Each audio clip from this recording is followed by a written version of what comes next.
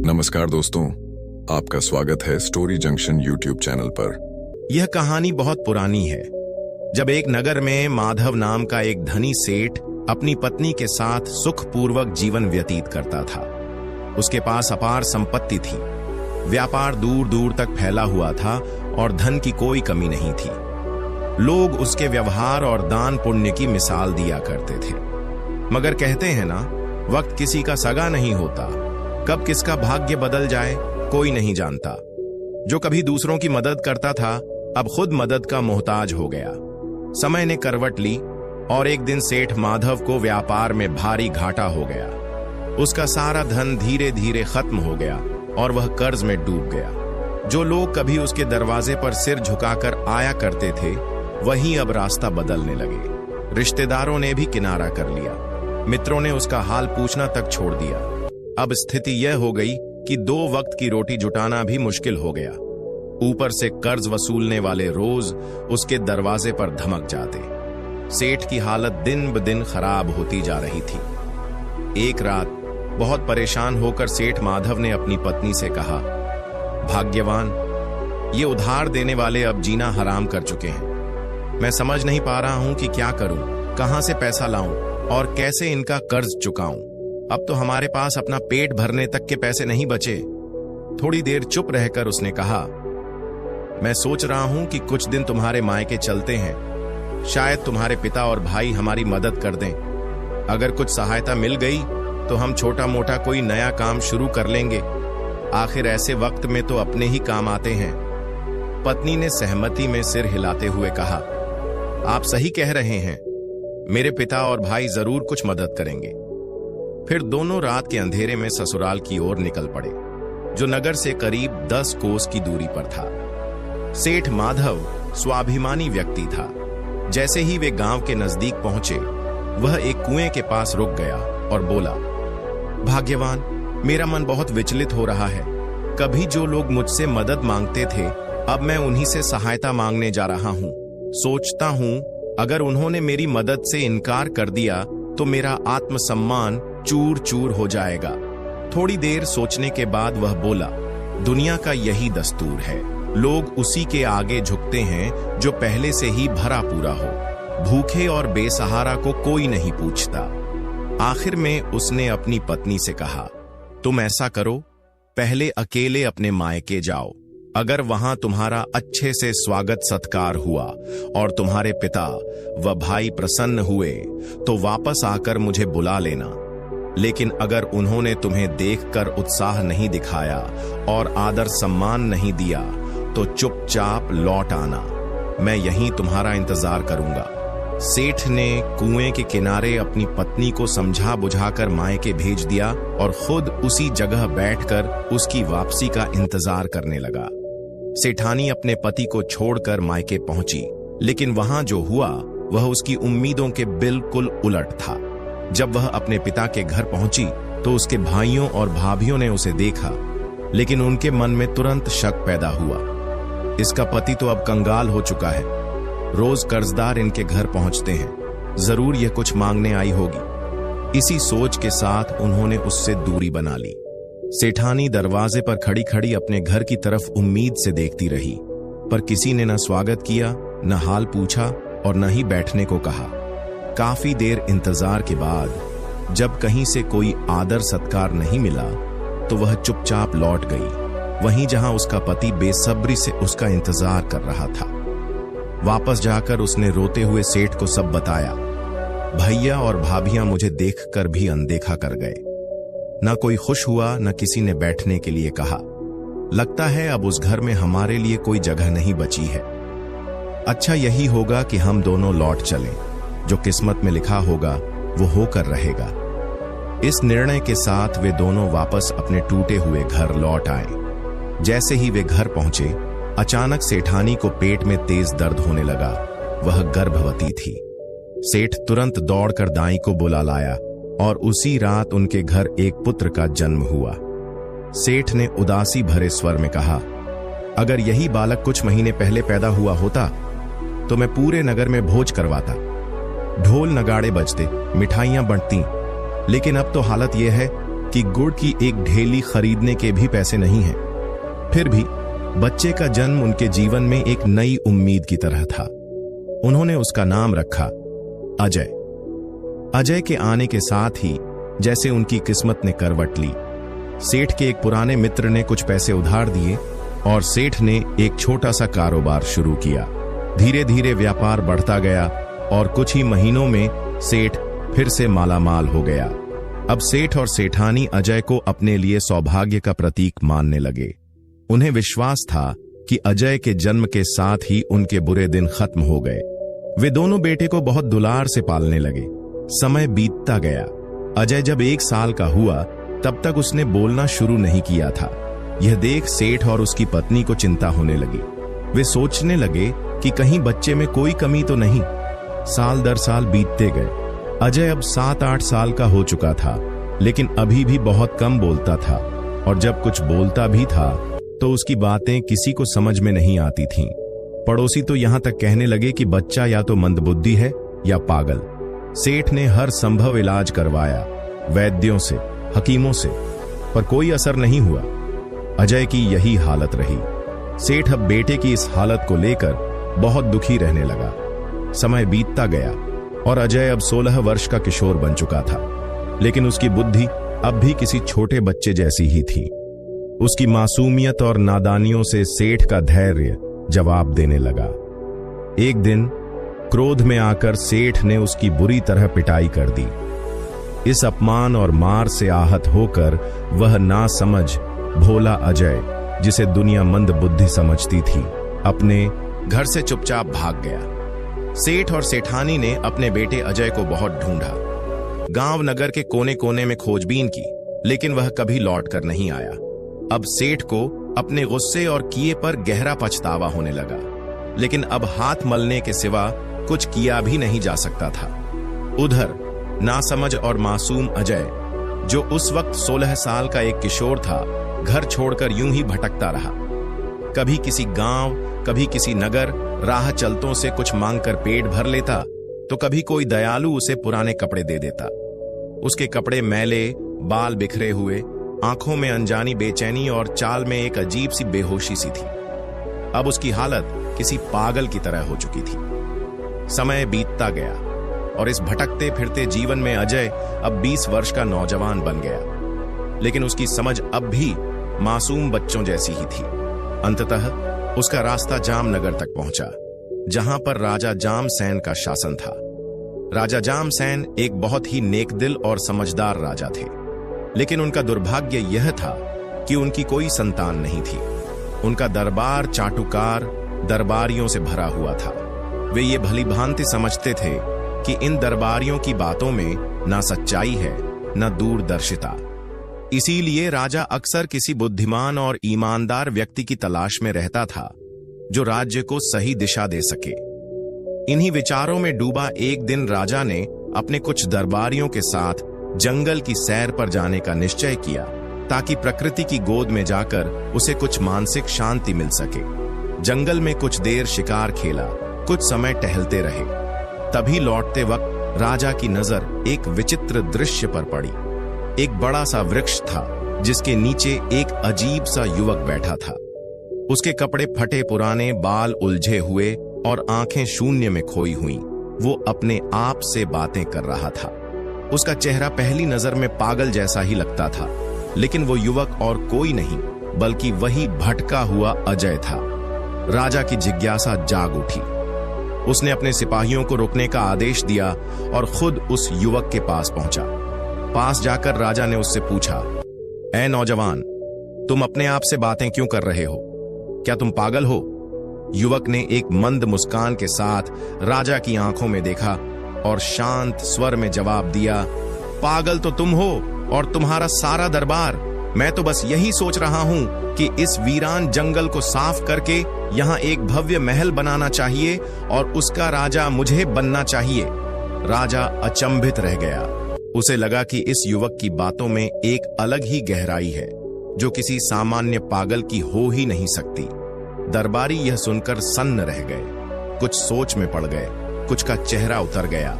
किसी ने धीमे से कहा, ये या तो पागल है या फिर कोई ऐसा व्यक्ति है जो किसी का डर नहीं रखता और जिसके पास सचमुच कुछ समझ है। राजा ने अपने दरबारियों से उसकी राय ली, लेकिन दरबारियों के मन में ईर्ष्या और डर घर कर चुका था। उन्हें डर था कि यदि यह युवक राजा का प्रिय बन गया तो उनकी दरबार में हैसियत घट जाएगी। आपस में खुसर पुसर शुरू हो गई। एक बोला, यह तो खतरा बन सकता है, राजा को इससे दूर रखना चाहिए। दूसरा बोला, मुझे तो ये अधपागल ही लग रहा है, कोई समझदारी की बात मत करना इससे। लेकिन अंततः उन्होंने राजा को यह सलाह दी कि इस युवक को महल ले चलना चाहिए।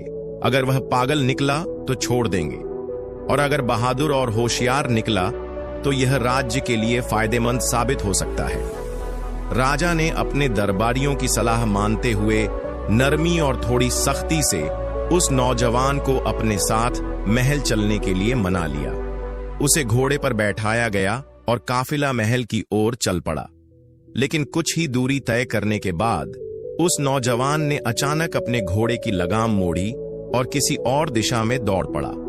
राजा और उसके सिपाही चौंके बिना न रह सके।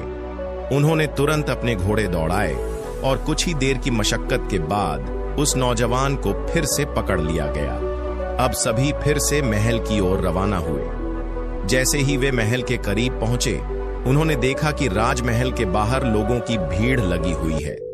लोग जोर जोर से नारे लगा रहे थे और राजा को बधाइयां दे रहे थे। यह देखकर राजा और उसके दरबारी चकित रह गए। उन्होंने उत्साहित लोगों से पूछा, आखिर क्या बात है, किस बात की बधाई दे रहे हो? लोगों ने बताया, महाराज, जिस रास्ते से आप शिकार पर गए थे उसी रास्ते पर दुश्मन राज्य की सेना घात लगाकर बैठी थी। हमें तो लगने लगा था कि अब आप कभी वापस नहीं लौटेंगे, लेकिन आपने अचानक रास्ता बदल दिया और वही बदलाव आपको सुरक्षित लेकर लौटा। यह सुनकर राजा और दरबारियों की आंखों में हैरानी और चिंता साफ दिखाई देने लगी। राजा मन ही मन ईश्वर का धन्यवाद करने लगा। फिर भीड़ ने फिर से प्रसन्नता से कहा, महाराज, आप तो बड़े बुद्धिमान निकले। अगर आपने समय रहते रास्ता न बदला होता तो आज का दिन कुछ और होता। राजा की नजर एक बार फिर उस नौजवान पर गई जो अब भी शांत भाव से खड़ा था। उसके चेहरे की सादगी और आंखों की गहराई ने राजा के दिल को छू लिया। राजा सोचने लगा, यह कोई साधारण व्यक्ति नहीं हो सकता। महल पहुंचने के बाद राजा ने दरबार में आदेश दिया, इस युवक के लिए एक शाही कुर्सी तैयार की जाए।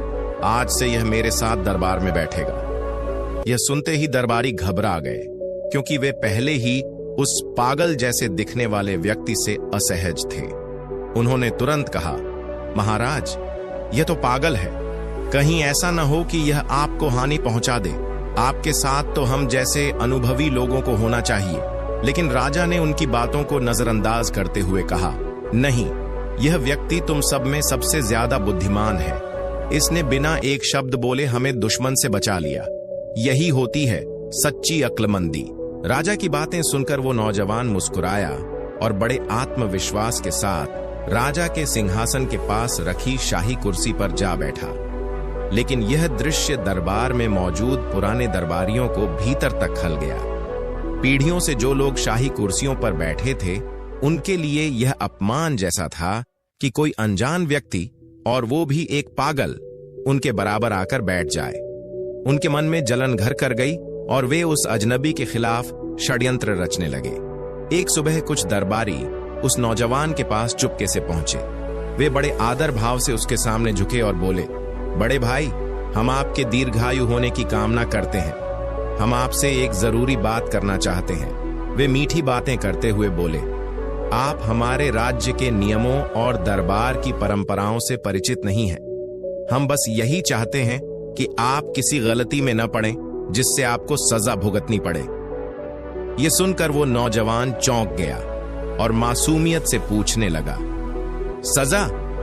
लेकिन मैंने तो कुछ भी गलत नहीं किया, और मैंने तो यह भी नहीं कहा था कि मुझे महल लाया जाए। अगर मेरी वजह से किसी को कोई परेशानी हो रही है तो मुझे वापस जंगल में छोड़ दो। उसकी सीधी सादी बात सुनते ही दरबारियों के चेहरे पर एक कुटिल मुस्कान फैल गई। उन्हें लगा कि उनकी चाल काम कर रही है। वे जानते थे कि राजा की मौजूदगी में इस पागल को जबरदस्ती नहीं निकाला जा सकता, इसलिए अब वे उसे चालाकी से बहला फुसलाकर खुद ही महल से बाहर करवाना चाहते थे। उनमें से एक दरबारी आगे बढ़ा और बोला, बड़े भाई, आपको अंदाजा नहीं है कि अगर आप हमारी बात मान लें तो आपको कितना लाभ हो सकता है। वो नौजवान जो पहले ही सजा की बात से डर गया था, घबरा कर बोला, ठीक है, बताओ क्या करना है। इसी मौके का फायदा उठाते हुए एक दरबारी जो कभी राजा का सबसे करीबी माना जाता था, आगे आया और बहुत चालाकी से बोला, महाराज के दरबार में एक पुरानी परंपरा रही है। दरबार की शुरुआत तब तक नहीं होती जब तक कोई व्यक्ति राजा को थप्पड़ न मारे। वो पागल जो सीधा सादा था और दुनिया की चालाकियों से बिल्कुल अनजान, तुरंत उत्साह में बोल पड़ा, अरे ये तो कोई बड़ी बात नहीं है, मैं तो राजा को लात भी मार सकता हूं। दरबारियों ने अपनी हंसी दबाते हुए उसे और भी उकसाया। वे कहने लगे, कल जब महाराज अपनी गद्दी पर बैठें, तुम जाकर उनकी गर्दन पर एक जोरदार थप्पड़ जड़ देना, देखना वो इतने खुश होंगे कि तुम्हें ढेरों इनाम देंगे। वो भोला व्यक्ति जो पहले ही दरबारी चालों को समझ नहीं पा रहा था, झांसे में आ गया। उसने मासूमियत से हामी भर दी। अगले दिन जैसे ही राजा दरबार में आया और गद्दी पर बैठा, वो आदमी चुपचाप आगे बढ़ा और एक तेज थप्पड़ राजा की गर्दन पर रसीद कर दिया। थप्पड़ इतना जोरदार था कि राजा का मुकुट उड़कर नीचे गिर गया और तभी मुकुट के नीचे से एक खतरनाक बिच्छू निकल आया। राजा ने तुरंत समझ लिया कि अगर यह मुकुट उसके सिर पर होता तो बिच्छू डंक मार देता और शायद यह दिन उसकी जिंदगी का आखिरी दिन होता। उसका दिल कृतज्ञता से भर गया। उसने तुरंत उस पागल को अपने सीने से लगा लिया और ऊंचे स्वर में घोषणा की, मेरे प्रिय दरबारियों, यह अकेला व्यक्ति है जो मुझसे सच्चा प्रेम करता है। अगर इसने मुझे थप्पड़ ना मारा होता तो शायद आज मैं जीवित ना होता। राजा ने उसके सम्मान में एक भव्य दावत रखवाई और उसे एक आलीशान महल इनाम में दे दिया। अब वह पागल नहीं रहा, बल्कि पूरे राज्य में सबसे सम्मानित व्यक्ति बन गया, जिसे जैसे खुद भगवान ने ये मौका दिया हो। उधर दरबारी जो पहले से ही उससे ईर्ष्या करते थे, अब और भी अधिक बेचैन हो उठे। उन्हें डर सताने लगा कि कहीं ये व्यक्ति एक एक कर सबको दरबार से बाहर न करवा दे। वे आपस में कहने लगे, अगर हमने कुछ नहीं किया तो जल्द ही इस दरबार में हमारी कोई हैसियत नहीं रह जाएगी। दूसरी ओर वो भोला आदमी जो अब महल में सुख से रह रहा था, मन ही मन यही सोच रहा था, ये दरबारी लोग कितने अच्छे हैं। देखो इन्होंने मुझे कितनी बढ़िया सलाह दी, जिससे मेरी किस्मत ही बदल गई। अब मुझे यकीन हो चला है कि जो भी ये कहेंगे वही मेरे लिए सही होगा। दरबारी एक बार फिर आपस में साजिश रचकर उसके महल में पहुंचे। उनके दिल में जलन थी, लेकिन चेहरे पर झूठी मुस्कुराहट सजी हुई थी। एक दरबारी ने नरमी से कहा, भाई साहब, कल वाली तरकीब कैसी लगी? सोचिए, अगर आपने राजा को थप्पड़ न मारा होता तो शायद वो आप पर शक करता। वो भोला आदमी हंसते हुए बोला, हाँ हाँ, आप लोग तो बहुत नेक हैं, आपकी सलाह ने तो मेरी जिंदगी ही बदल दी। यही सुनकर दरबारी अपने असली मकसद पर आए। उन्होंने नई चाल चलनी शुरू की। एक बोला, अब एक और छोटी सी तरकीब है। जब अगली सुबह राजा दरबार में सिंहासन पर बैठने लगे तो आप चुपचाप जाकर सिंहासन को पीछे खींच लीजिए। जैसे ही राजा गिरेगा, वो समझ जाएगा कि आप उसकी सुरक्षा कर रहे हैं और इस बार आपको इनाम में आधा राज्य मिलेगा। पागल जोश में बोल पड़ा, एक क्या? मैं तो दो सिंहासन खींच सकता हूं। दरबारी फिर से उसकी पीठ थपथपाकर वहां से चल दिए। अगले दिन दरबार लगा। जैसे ही राजा अपने सिंहासन पर बैठने को हुआ, पागल ने मौका देखकर सिंहासन को पीछे से खींच लिया। मगर राजा, जो हर स्थिति के लिए सतर्क रहता था, उसने रगड़ने की हल्की सी आवाज सुन ली और खुद को संतुलित करते हुए गिरने से बचा लिया। राजा की नजर सिंहासन के उस पायदान पर पड़ी जो भीतर से टूटा हुआ था। उसी पल उसे एहसास हुआ कि यह कोई साधारण बात नहीं थी, बल्कि एक बड़ी दुर्घटना जो टल गई। राजा ने उस पागल की ओर देखा और आगे बढ़कर उसे फिर से अपने सीने से लगा लिया। फिर सबके सामने ऊंची आवाज में कहा, देखो, ये आदमी कितना होशियार और समझदार है। अगर इसने सिंहासन की टूटी टांग समय रहते न देखी होती तो आज मैं जमीन पर गिरकर गंभीर रूप से घायल हो जाता। इसने मेरी जान फिर से बचाई है। राजा ने जब पूरे दरबार के सामने उस पागल को सराहा और उसे नया सेनापति घोषित किया तो एक बार फिर से दरबार तालियों की गड़गड़ाहट से गूंज उठा। उस पागल की सच्चाई, निष्ठा और साहस की सबने तारीफ की। यह देखकर मक्कार दरबारी हताश हो गए। हर बार वे उसे गिराने की साजिश रचते और हर बार उसकी इज्जत और ऊंचाई और भी बढ़ जाती। अब तो वे अंदर ही अंदर जलते हुए एक दूसरे से कहने लगे, ये तो उल्टा हो गया। हम तो चाहते थे कि इसे सजा मिले, राजा नाराज हो और इसे दरबार से निकाल फेंके, मगर ये तो हर बार बाजी मार लेता है। फांसी तो दूर की बात रही, अब तो सेनापति भी बन गया। जब दरबारियों ने महसूस किया कि अब यह व्यक्ति उनके लिए असली खतरा बनता जा रहा है तो उन्होंने एक भयानक साजिश रची, एक ऐसा षड्यंत्र जो पूरे राज्य को हिला सकता था। उन्होंने ठान लिया कि अब दुश्मन पड़ोसी राज्य के राजा से गुप्त मुलाकात की जाएगी। उनकी योजना थी कि उस राजा को युद्ध के लिए उकसाया जाए और उसे ये वादा किया जाए कि महल के अंदर से ही कुछ दरबारी विद्रोह करेंगे, जिससे दुश्मन के लिए विजय आसान हो जाएगी। पर इस गठजोड़ की एक शर्त थी, दुश्मन को सिर्फ एक ही व्यक्ति को मारना होगा, वह सेनापति, वही पागल जिसे उन्होंने हर बार गिराने की असफल कोशिश की थी। गुप्त संदेश बड़े चालाकी से दुश्मन राजा तक पहुंचा दिया गया। जब उस राजा को पता चला कि अब महल के अंदर ही बगावत की आग भड़क चुकी है तो वह तुरंत युद्ध के लिए तैयार हो गया। अब बची थी सिर्फ एक बात, अपने राजा को युद्ध के लिए तैयार करना। दरबारियों ने एक और नाटक रचा। उनमें से कुछ ने खुद को जख्मी कर लिया और खून से सने कपड़ों में वे दरबार में हाजिर हुए। वे रोते गिड़गिड़ाते राजा के सामने बोले, महाराज, अब और सब्र नहीं होता। कल अगर आपको कुछ हो गया तो पूरा राज्य दुख में डूब जाएगा। पड़ोसी राज्य हमला करने ही वाला है। अब निर्णय का समय आ गया है। राजा जामसेन भावनाओं में बहते हुए युद्ध के लिए तैयार हो गए। तुरंत नगाड़े बजे, सैनिकों की टुकड़ियां सजाई गईं और विशाल सेना राज्य की सीमा की ओर रवाना हो गई। गद्दार दरबारी भी उसी सेना में शामिल थे और सबसे आगे था वो सेनापति, वही जिसे वे पागल कहते थे। दरबारी उसके पीछे चल रहे थे, मन ही मन हंसी छुपाए। उन्हें लग रहा था कि अब उनका काम बन जाएगा। उनके लिए वह सेनापति केवल एक मूर्ख था जो अपनी मौत की ओर बढ़ रहा था। मगर किस्मत के खेल कौन जानता है।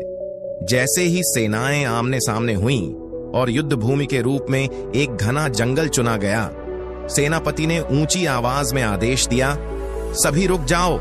सबसे पहले मैं अकेले दुश्मन राजा से युद्ध करूंगा। वह सेनापति था, इसलिए उसकी बात मानी गई। वो अकेला दुश्मन की ओर बढ़ा और जंगल के बीचों बीच दुश्मन राजा भी सामने आ गया।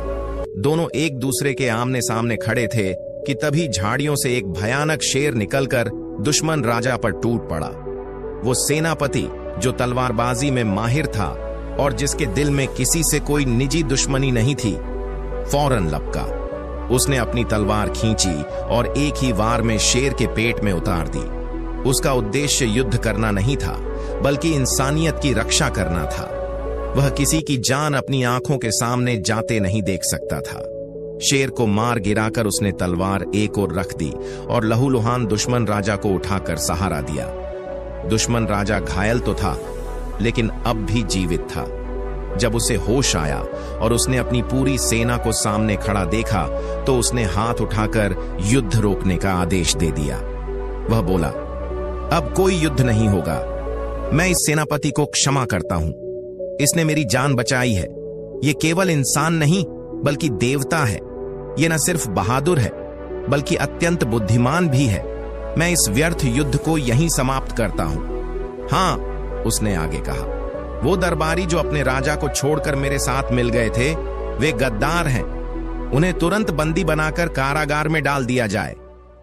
यह सुनते ही अजय ने तलवार खींच ली और गरज कर बोला, खबरदार, अगर मेरे किसी भी सिपाही को हाथ लगाया तो मैं अपनी जान की बाजी लगा दूंगा।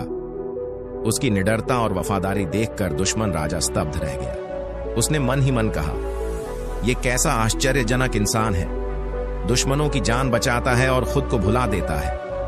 अब अजय की बहादुरी, सच्चाई और मासूमियत की गूंज पूरे राज्य में फैल चुकी थी। लोग उसकी ईमानदारी और इंसानियत से बहुत प्रभावित हुए। जब वह महल लौटा तो उसका शानदार स्वागत हुआ।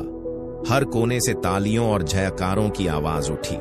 राजा ने उसे अपना सबसे विश्वसनीय और करीबी साथी बना लिया। यह सब देखकर पहले से ही ईर्ष्या में जल रहे दरबारियों के सीने पर जैसे सांप लौट गए। वे आपस में कहने लगे, अब अगर इसे नहीं रोका गया तो एक दिन यह हमें ही मिटा देगा, इसे खत्म करना ही होगा। उन्होंने कसम खाई कि अब चाहे जैसे भी हो, अजय का अंत करके ही चैन लेंगे। हालांकि इस बीच दोनों राज्यों के बीच पुरानी दुश्मनी खत्म हो चुकी थी और अब वे मित्र बन गए थे। लेकिन इन दरबारियों का दिल अब भी नफरत और ईर्ष्या से भरा हुआ था। एक बार फिर उन्होंने अंधेरे में बैठकर षड्यंत्र रचना शुरू कर दिया। उनमें से एक वृद्ध दरबारी, जो अनुभव में सबसे आगे था और बहुत सोच समझकर बोलता था, वह उठा और गंभीर स्वर में बोला, भाइयों, जरा सोचो, दुनिया में हर व्यक्ति की किस्मत ईश्वर लिखता है। जिसकी रक्षा खुद भगवान करता है, उसका बाल भी बांका नहीं हो सकता। अगर तुम लोग उसे मार भी दोगे तो उसकी प्रतिष्ठा और बढ़ेगी। उसका अंत तुम्हारे लिए कोई फायदा नहीं लाएगा, बल्कि तुम खुद बर्बाद हो जाओगे। वह थोड़ा रुका और फिर बोला, वो तुम्हें भले ही पागल लगे, लेकिन असल में वह बेहद गुणी, समझदार और सच्चे दिल का इंसान है। ईश्वर ने उसमें जो काबिलियत भरी है, वह हम में से किसी में नहीं। अगर तुम सब मिलकर उसके खिलाफ हो जाओगे, तब भी वह अकेला तुम सब पर भारी पड़ेगा। बेहतर यही होगा कि तुम उससे टकराने के बजाय खुद को बदलो, सच्चाई का साथ दो। यही तुम्हारे और राज्य दोनों के लिए बेहतर होगा। उस वृद्ध दरबारी की बातों ने सबके मन को छू लिया। उसके बाद से किसी भी दरबारी ने अजय के खिलाफ कोई नई साजिश नहीं रची। कुछ समय बाद एक दिन राजा ने अजय से उसके परिवार के बारे में पूछा।